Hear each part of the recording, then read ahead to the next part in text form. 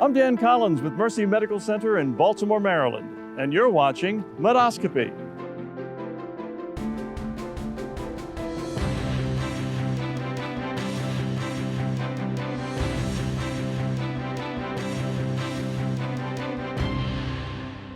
Today, we step outside our studio to bring you a look at the Heated to Beat It benefit walk and program, now celebrating its 15th year, held this year at West Covington Park. Heated to Beat It helps raise funds and awareness regarding the treatment of life-threatening abdominal cancers using hyperthermic or heated intraperitoneal chemotherapy, also known as HIPEC. Since its inception in 2009, Heated to Beat It has raised about $2.3 million to support research led by Mercy surgical oncologist Dr. Armando Sardi and his colleagues. Today's event includes a walk, raffle, children's entertainment, refreshments, and a number of guest speakers, including cancer survivors who have benefited from HIPEC. Let's go check it out and talk with some of the doctors, patients, their friends, and families who've gathered here today.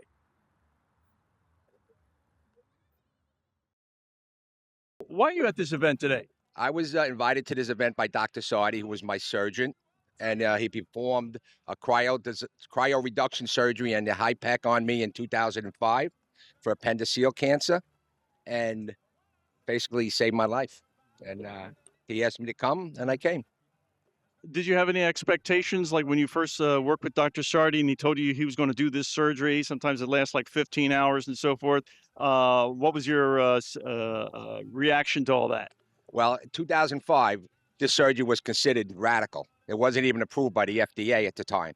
And I think maybe 4 hospitals were set up, maybe 5 on the East Coast to perform the HIPEC and to find a surgeon that will do the cryo reduction, which is probably more of a common surgery, but to incorporate it with the HIPEC was, hard to find. And I found Dr. Sardi at the time. He was at St. Agnes with Dr. Escobar, and he explained all that to me, the mother of all surgeries.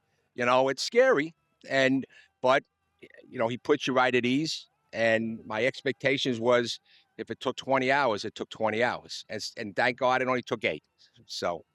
Now, you were telling me before that you're 19 years out of this HIPEC surgery? I am, 19 years. And the first 5 years are probably the most stressful. They start you off with every 3 months with CAT scans, and they lead you to 6 months, and then every year. So as the years go by, you start to feel a little more comfortable that you are going to be a survivor, but it's always in the back of your mind. But I live my life as if I'm going to live it for a long time. So have you attended the Heated to Beat It event before? I have not, sadly, and it's my first one. Well, I know you're just getting acclimated, but what do you think so far? I think it's fantastic. It's a beautiful location, a lot of excitement here, a lot of great people supporting it and showing up, volunteers, and I'm very excited to be here.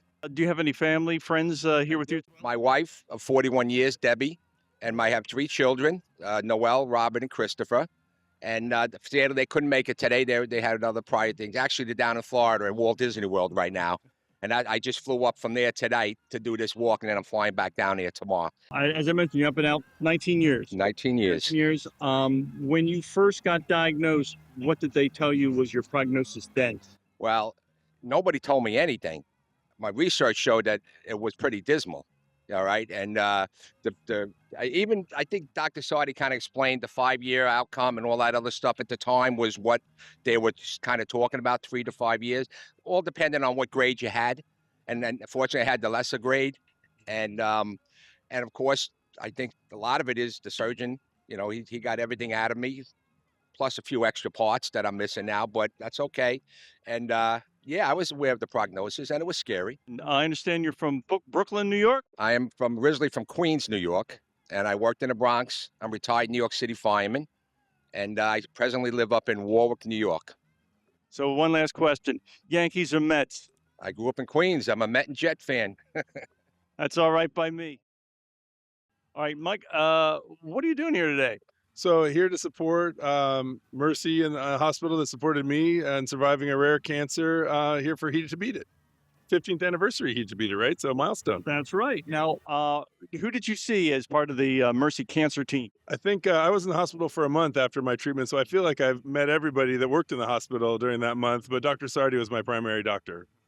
And when did you get your diagnosis? So during the pandemic, so spring of 2020, right when everything was shutting down, I got this nice little project of rare and curable cancer.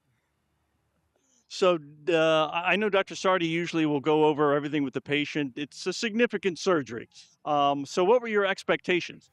Didn't really know what to do. I hadn't had really ever a major surgery before. But what we saw on the internet, like I think they call it the mother of all surgeries. So we knew we were in for a difficult journey, right? I'd recently broken my legs, maybe 3 years before both of them. I was in a wheelchair for a while, and I thought that recovery was challenging, and figured this would be probably more than just incrementally more. But the hospital kind of braced you for the impact, and talking to other patients, I think was probably the most helpful, just to hear what the journey would be like from someone that had actually gone through it before.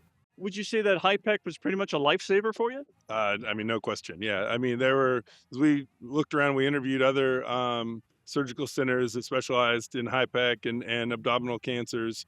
No one gave me much of a prognosis. I think that HIPEC was critical, but probably even more, as I've learned after, probably even more important is the surgery, right? The cytoreductive surgery. If you don't have a good surgeon that doesn't put the time into you necessary to get you as clean as they can, kind of cancer free as they can, HIPEC only makes the problem worse, right? And so it's a partnership, right, between the HIPEC, which has given me so far for almost 5 years of life that probably wasn't expected as a stage 4 person. But if it hadn't been for the cytoreductive surgery that the Mercy team provided, then the HIPEC wouldn't have been as effective, probably, right? Would have required another surgery. So HIPEC is instrumental, but it's also the surgical team that goes to work before the HIPEC occurs. Yeah. Did they tell you sort of about what was actually going to happen in the OR? I know sometimes patients like to refer to HIPEC as the shake and bake procedure. I mean, I'm sure they did, but I tried not to listen to it, to be honest with you. I think my line to folks or was at the time, is that I just asked about anesthesia. And I said, I'll be asleep during all this, right? And they said, yes. And I said, well, then I don't need to, I think as the kids say less, right?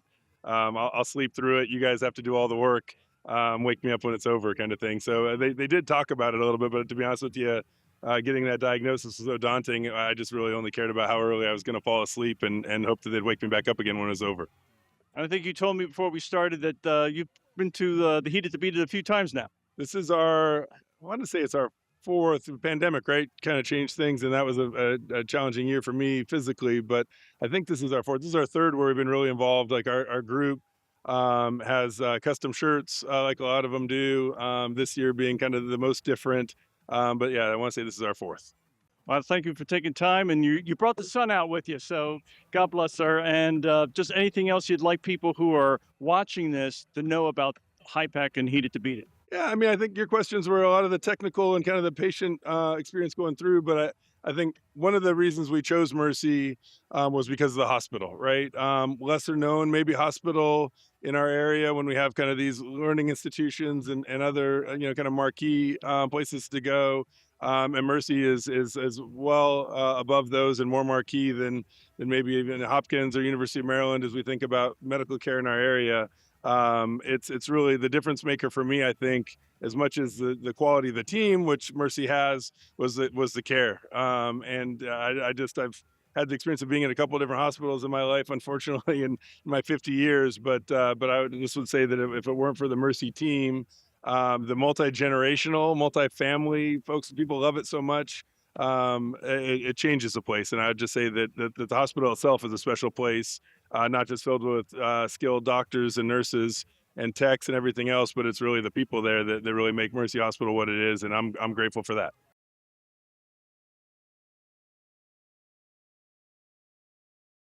Pam Phillips is grateful for every minute in 2024. 11 News first caught up with her 9 years ago when she was a new cancer survivor.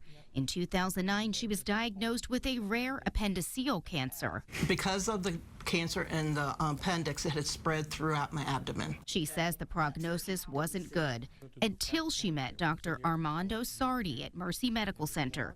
He proposed a relatively rare procedure nicknamed HIPEC. He said that if we did not do this, that I wouldn't be around much longer. So, when you hear that, and you want to live, and you got lots to live for, then you just go for it. HIPEC involves a skilled surgeon opening the abdomen and removing all tumors and sometimes entire organs. Then liquid chemotherapy is heated to 108 degrees and piped into the abdomen through catheters for 90 minutes. Heat alone kills cancer cells, but also enhances the effect of some chemotherapy agents. And the idea is to remove all the microscopic disease that obviously is going to be around. The procedure started in Japan in the mid-1980s. Dr. Sardi was one of the first surgeons to use the procedure in the United States, starting in 1994. Since then, 1,200 people have undergone the procedure. He says more than half of them are still alive. Dr. Sardi says that's remarkable because this procedure is for end-stage abdominal cancer patients who are out of options. We don't save everybody, but even the patients that we cannot save, they are going to live longer and with less complications. He admits it's a tough procedure. The surgery itself can last 10 to 12 hours, and patients stay in the hospital for a couple of weeks. The full recovery takes about 2 months. The number of cancer centers doing the procedure has increased a lot in recent years.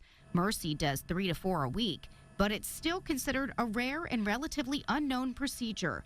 Dr. Sardi says one reason is that insurance doesn't always cover it, and there are some misconceptions. There is a negative perception of many physicians, surgeons, that everybody's going to die. Actually, the mortality from this operation is lower than the mortality from IV chemotherapy when it's given for the cancer. But Pam Phillips is working to increase awareness about the procedure that worked for her. 15 years later, she's still cancer-free and enjoying life, including her 4-year-old granddaughter. There's a lot that I would have missed, and it's all because of my life savior, Dr. Sardi.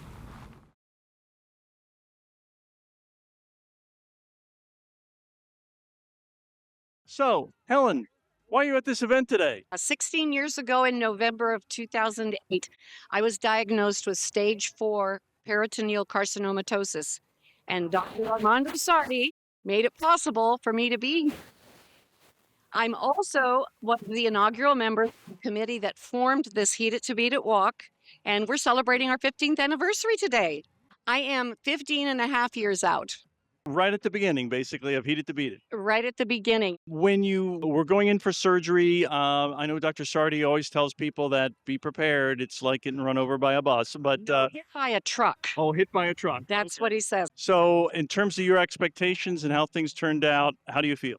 Oh, fabulous. To be a 15-year survivor is pretty remarkable. So, how often have you come every single year? I have not. I moved to LA to be close to my children and grandchildren 10 years ago. But last year I came back for the first time, and this year for the second time, and I'm emceeing. Oh, so what does that involve, being the MC? Oh, just introducing people and getting everybody excited for the walk. So, what is all happening today? Well, there are a lot of activities for survivors and for participants. There's art to be done. There are just a variety, face painting, balloons. There were bubbles being blown out there. Just a lot of fun. And what would you say overall, how you felt about your experience and continue to have your experience at Mercy? Mercy is an exceptional medical institution, and I can't tell you enough how many people assume that because we're in Baltimore, we would go to Hopkins. But I will tell everybody that Mercy is an all-around better experience for everybody, because from the CEO and president all the way down to the people who are working to clean the facility, everybody is committed to making your stay and your health their priority. And in terms of what's happening today, you've got all these folks who have gathered. What's it like talking to other survivors? Oh, it's very inspirational. I mean, to think that because of this particular kind of surgery, the HIPEC surgery, they're still alive today. Everybody's so grateful, and it's a wonderful gathering. Thanks for joining us. Thanks for having me.